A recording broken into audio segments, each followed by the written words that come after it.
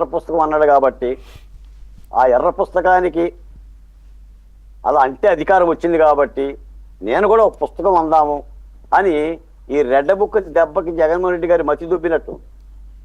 నేను ఒక మాట చెప్తా, వెంటనే జగన్మోహన్ రెడ్డి గారు ఓజీ సినిమాకి వెళ్ళాలి. అవునా?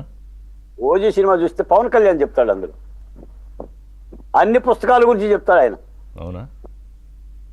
ఏమండి, అదొక రాజకీయ పార్టీనేనండి. దిక్కుమాలిన వ్యవహారాలు, దిక్కుమాలిన పరిస్థితి. మీకు ఒక మాట చెప్తాను సార్, ప్రజాస్వామ్యంలో ప్రజలు ఎన్ని సీట్లు ఇస్తే అన్ని సీట్లను బాధ్యతగా పాటించాలి.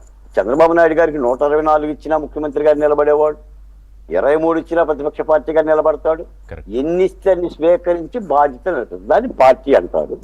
కాబట్టి 40 ఏళ్ళుగా పార్టీ జీవం పోసుకొని ఇంకా సజావుగా అధికారంలో ఉంది. అసలు ఈ పార్టీ ఏంటి సార్? ఇప్పుడు మీకు మాట చెప్తా, మీరు విన్నారో లేదు జగన్మోహన్ రెడ్డి గారి మాటలో, అసలు దాని కార్యకర్తల కమిటీలు లేవు, గ్రామ కమిటీలు లేవు, మండల కమిటీలు లేవు, నియోజకవర్గ కమిటీలు లేవు.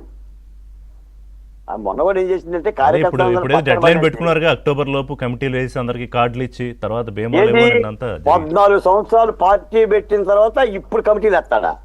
నాయకుడేనండి. నిర్మాణం ఉండొద్దండి. అంటే నీ నిర్మాణాన్నే చక్కదిద్దుకో, నువ్వు నీ చక్కదనం ఏం చూపిస్తాక రాష్ట్రానికి చెప్పండి. పార్టీ అంటే ఏంటి రిషి గారు, మీకు తెలుసు కదా. ఈరోజు కమిటీలు వేసుకోవాలా? మొన్న వాలంటీర్ల పేరు చెప్పి BA, BTech, MTech, BSc, MSc చదివిన నిరుద్యోగులందరిని తెచ్చి వాలంటీర్ల పేరు మీద వాడుకున్నావు. 5,000 రూపాయలు ఇచ్చావు. 5,000 రూపాయలు ఇచ్చేసేసి దీన్ని ఉద్యోగాలని చెప్పావు.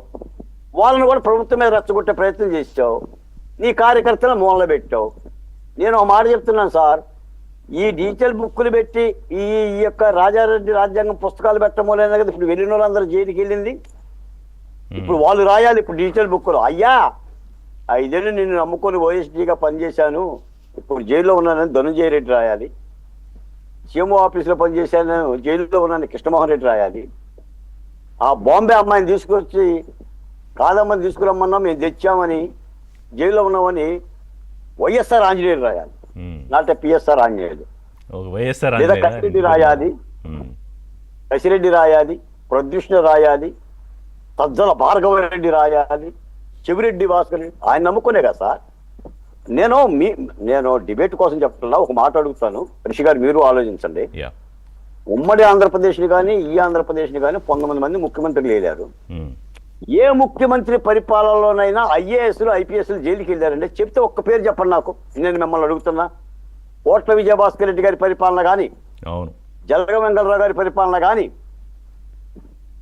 లేదంటే నీలం సంజీవ రెడ్డి పరిపాలన కానీ, మా దామోదర సంజీవయ్య పరిపాలనలో కానీ, చంద్రబాబు నాయుడు గారి పరిపాలనలో కానీ, ఎన్టీఆర్ పరిపాలనలో కానీ జైలుకి వెళ్ళారండి?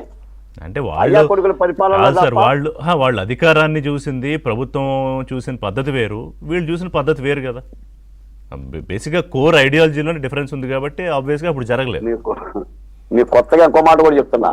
ఇవాళ పేపర్లో ప్రధానమైన హెడ్డింగ్ ఏంటంటే స్పీకర్ ప్రత్యేక హోదా ఇవ్వనని అంటున్నాడు.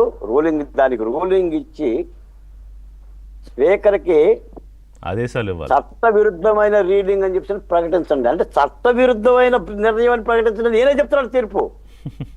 నేనేమంటానంటే జగన్మోహన్ రెడ్డి గారిని అసలు అసెంబ్లీని రద్దు చేసి చంద్రబాబు నాయుడు గారిని దించేసి నన్ను ముఖ్యమంత్రి చేయమని పిటిషన్ ఇస్తే పోతుండేమో. అంటే న్యాయ వ్యవస్థలు అంటే ఏంటో అసలు పరిణతి లేదు కదా సార్.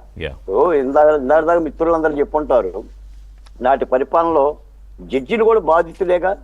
ఇప్పుడు ఈ డిజిటల్ బుక్లో జడ్జిలు సునీతారెడ్డి, షర్మిలారెడ్డి, వివేకానంద రెడ్డి, మరి వీళ్ళందరూ బాధితులే. మరి అప్లై చేస్తే అయ్యా నీ ఏలుబడిలో నీ రాజకీయం కోసం, నీ పలుకుబడి కోసం, నీ అధికార దాహం కోసం మేము విగత జీవులం అయ్యామని డాక్టర్ సుధాకరో, డ్రైవర్ సుబ్రహ్మణ్యమో, అబ్దుల్ సలామో అంటే నేను అనేది ఏంది సార్, ఒక్క మాట చివరి మాట, ఋషుడు యజ్ఞాలు చేస్తున్నట్టే రాక్షసాలములు రక్తాలు మాంసం ముక్కలు వేసినట్టుగా ఆంధ్రప్రదేశ్లో ఏదో ఒక కలుషితం పెట్టి వస్తున్న పారిశ్రామికవేత్తలను భయపెట్టి, లేదా ప్రజల్లో దిగువ స్థాయిలో ఉన్న చైతన్యం లేని కులాలని, చైతన్యం లేని వర్గాలని రెచ్చగొట్టి వాళ్ళని సమిధలుగా మార్చి